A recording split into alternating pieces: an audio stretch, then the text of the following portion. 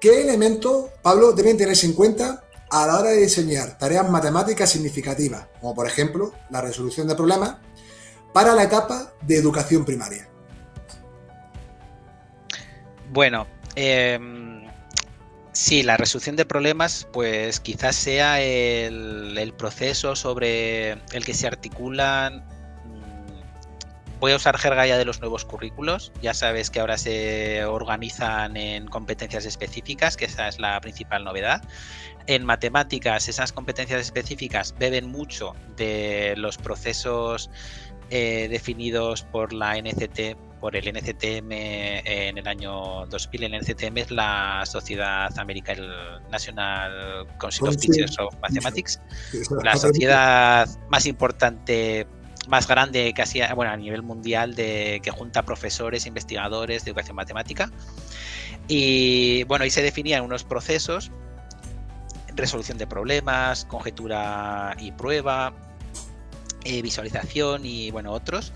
Y todos estos pues son los que permean la definición de los nuevos currículos, porque antes de escribirse los nuevos currículos pues se publicó un documento por el Comité Español de las Matemáticas, donde también participaron profesores, investigadores españoles. Entonces, basándose en esto del NCTM, la definición de la competencia de PISA y otros documentos, pues salió este documento, que luego es el que ha inspirado en gran parte el currículo que tenemos ahora. Entonces, lo que se intenta potenciar, porque la resolución de problemas no es algo nuevo en el currículo, ya en la LOE, o sea, tienes ese bloque 0 transversal de contenidos, donde se habla de la resolución de problemas.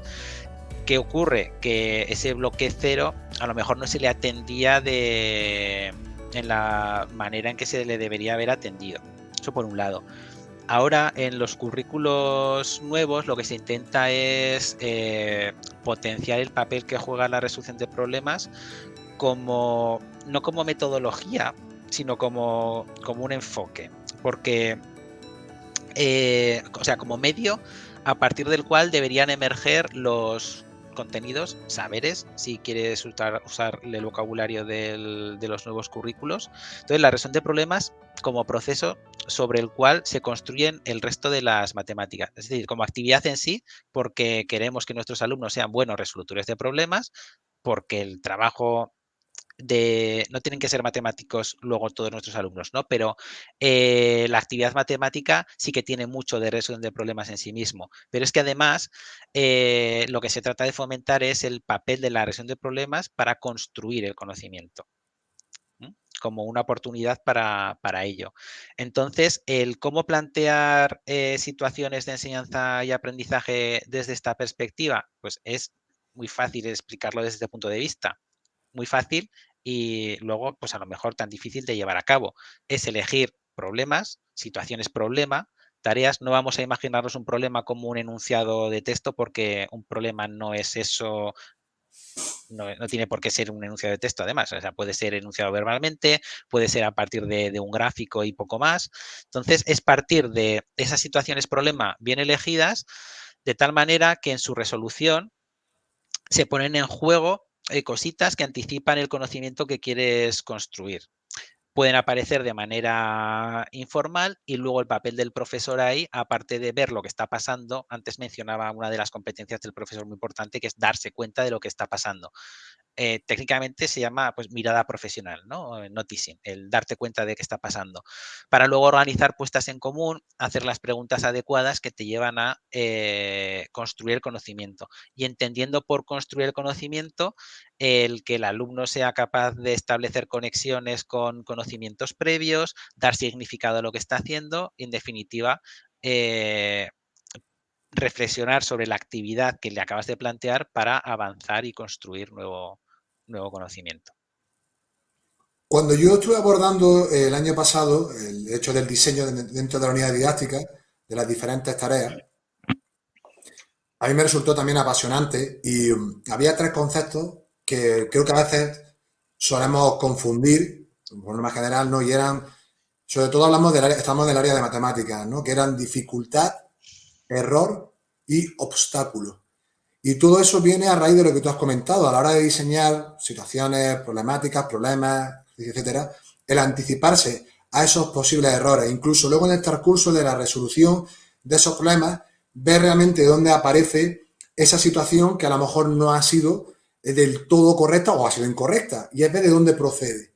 Y eso fue lo que a mí más me llamó la atención, porque claro, ten en cuenta que también yo vengo de más años, no tenía esa concepción, y a veces el hecho de ver un resultado, y ahora corrígeme si me equivoco, Pablo, te tengo aquí también precisamente por eso, ¿no? También compartir mis experiencias contigo. El hecho de ver a lo mejor un resultado final mal, per se, ya automáticamente tachamos como todo el conjunto como mal hecho, ¿no? Y yo, claro, y eso te servía para decir, ¿dónde? O sea, ¿cuáles han sido dentro del proceso? Si ha sido realmente una dificultad que puede ser de que a lo mejor no tiene un conocimiento todavía profundo sobre esa cuestión, un error que puede partir también de una comprensión o una mala formulación de ese problema, y luego el obstáculo, ¿no? Que pueden ser precisamente en esa formulación del problema el que a lo mejor el lenguaje no sea claro, que le pueda llevar a confusión.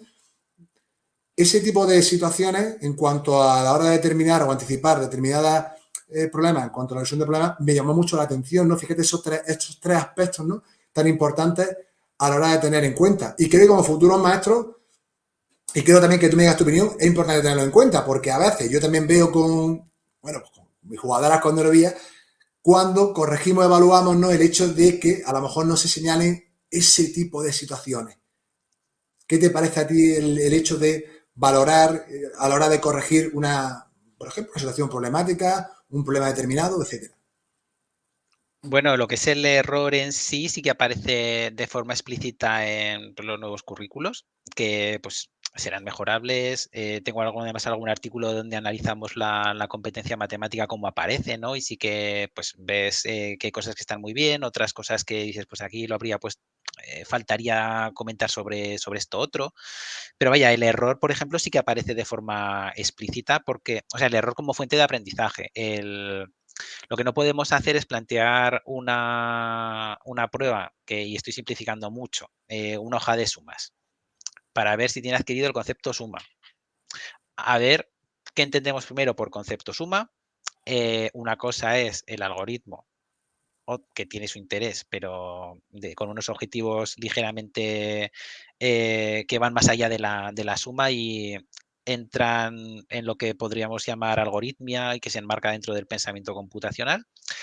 Entonces, claro, si das una hoja de sumas para ver cuántas están bien y cuántas están mal o cuántas es capaz de hacer en 2 minutos, te vas a quedar con un aspecto muy parcial de lo que entiende el alumno por suma, incluso por el algoritmo. O sea, si lo que estás evaluando es el algoritmo, no le pongas esa tarea, pon otra, no la sumas. Entonces se trata de buscar tareas que te permitan acceder, entre comillas, digo entre comillas porque pues acceder a la comprensión es imposible, ¿no? Únicamente vas a poder acceder, vuelvo a usar esas comillas, a partir de las producciones que hace el alumnado, hablando con él, etcétera. Por eso, los test que realmente pues únicamente son de bien o mal y te dan muy poca información sobre lo que está pasando por la cabeza del alumno. Cuando, bueno, has mencionado dificultades, errores, obstáculos. Claro, aquí hay cosas mezcladas. Cuando se habla de obstáculos, una categorización de obstáculos muy conocida es la que propuso Brousseau en su momento. Estoy hablando de finales de los 70 en Francia. Los clasificaba en ontogenéticos, epistemológicos y didácticos. Los ontogenéticos serían los que tienen que ver con dificultades intrínsecas de un alumno en particular, ¿vale? Que tenga, yo qué sé, puedes decir discalculia. Eh, los didácticos son los que tienen que ver con el cómo cómo se ha abordado la enseñanza de un objeto matemático en particular. Que si se hubiera hecho de otra manera esa aproximación, pues no tendrías ese obstáculo ahí que te impide comprender ese otro objeto nuevo. Y los epistemológicos son los que pues te los vas a encontrar sí o sí porque tienen que ver con la propia naturaleza del contenido matemático en particular. lo ideal sería saber pues, qué obstáculo tenemos enfrente para poder configurar la secuencia didáctica de la forma más adecuada posible. Estos últimos obstáculos, por ejemplo, se rastrean.